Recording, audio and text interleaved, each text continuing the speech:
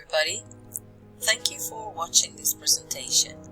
My name is Maria Floraki. I'm an ESL teacher from Greece, and today I'm going to make a presentation about Greece, my home country, and more specifically about important historical monuments of Greece.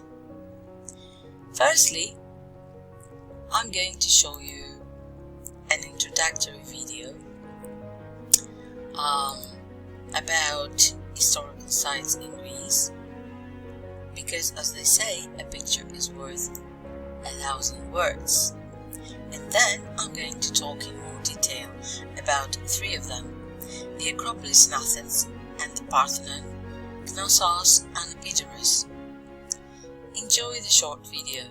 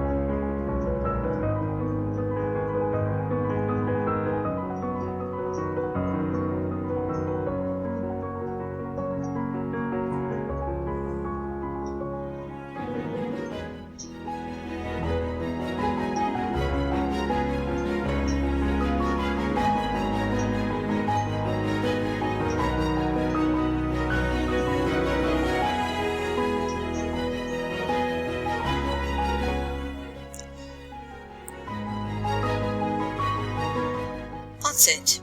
Now you have a clear idea about. Let me move on to a little bit about the Acropolis and the Parthenon. The Acropolis of Athens is an ancient fortress located on a rocky hill above the city of Athens, and the most famous of the several buildings of great historical value it contains is the Parthenon. The Parthenon was constructed during the 5th century before Christ, the golden age of Pericles, though the archaic Acropolis history dates further back, during the 7th and 6th centuries before Christ. The Parthenon and the other buildings of Acropolis suffered serious damages during the Venetian siege in 1687 and during the Ottoman-Venetian War, as well as in other instances in its long history. A prominent place in the Acropolis occupies the elegant temple of Erechtheion, constructed in Pentelic marble with Ionic columns. on its east-facing entrance, and the famous female figures called caryatids supporting its southwest. A restoration project began in 1975 to reverse the decay caused by wars, age and pollution, and tons of architectural members of the Acropolis have been restored to this day. The Parthenon is regarded as the finest example of Greek architecture, a Doric temple which is still admired by architects all over the world for the way it was constructed and its optical refinements. I won't get into details, but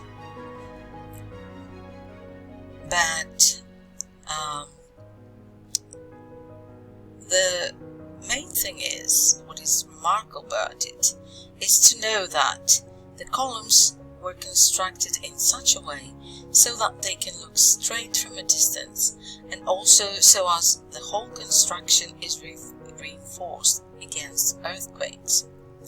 And indeed, the buildings have survived a long history of wars and quakes over the centuries. On the Parthenon in the Acropolis, there used to be a collection of ancient Greek sculptures made by the famous Greek architect and sculptor Phidias, but unfortunately they were removed by the Earl of Elgin in the early 1800s and transported to Britain, where they are being displayed at the British Museum. A lot of efforts have been made by the Greek government and Greek and foreign famous people all over the world, so as the marbles are returned to their place of origin, and the modern Museum of Acropolis was constructed having this thought in mind as well, but without success so far. Hopefully Greece will have the marbles, which is part of its heritage, back sometime in the near future. After seeing all this impressive information about the Acropolis in Athens, it's time to move on to our next landmark, which is the Theatre of Epidaurus. Epidaurus was a small city in ancient Greece on the Argolid Peninsula, famous mainly for its ancient theatre constructed in the late 4th century before Christ in honor of god Asclepius, whose healing center was located close to it. Asclepion was a place where ill people went hoping to find a cure. The theatre is famous for its symmetry and the incredible acoustics, which allows 14,000 spectators to listen to spoken words clearly from the proscenium or skini, in other words the stage, regardless of their sitting, a result of its advanced design. In summer, performances of ancient Greek drama are held there, and it's the dream of all great Greek actors to perform on stage at Epidaurus. And now it's time to move on to the last monument of our presentation, the Palace of Knossos, another very important landmark of ancient Greece of the Bronze Age. It's the largest of the preserved Minoan palaces, which dates back to 2000 to 1350 before Christ, though its long history begins with the founding of the first Neolithic settlement 7,000 years before Christ.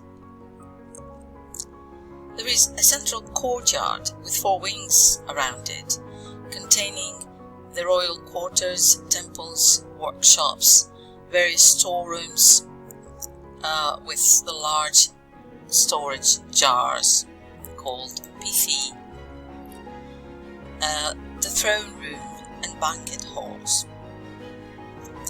The palace also had bathrooms, toilets and a remarkable drainage system. The Chambers and corridors were decorated with frescoes with scenes from everyday life and processions. There are also a lot of depictions of women in various poses, with elaborately dressed hair and long dresses. The bodices were tied round the waist and their breasts were exposed. Minos is the legendary king of Knossos, and the main legend during his era is the story of the Minotaur, a legendary creature living in a labyrinth, who was half man and half a bull. The beginning of destruction of Knossos was the volcanic eruption on Santorini, an island close to Crete, and invasions that followed.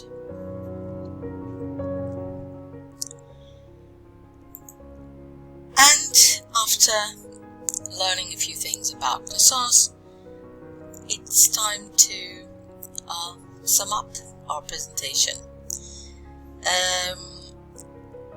We have gained some insight about three very important landmarks of Greek history. We first talked about the amazing Acropolis and the Parthenon in Athens. Then we learned about the theatre of Epidaurus, and lastly we gained some insight of Knossos and the Minoan civilization. If you ever visited Greece, which of these would you want to visit the most? I'm sure that if I played the video one more time, this time you would be looking at the photos with much more awareness, wouldn't you? Thank you for watching this presentation.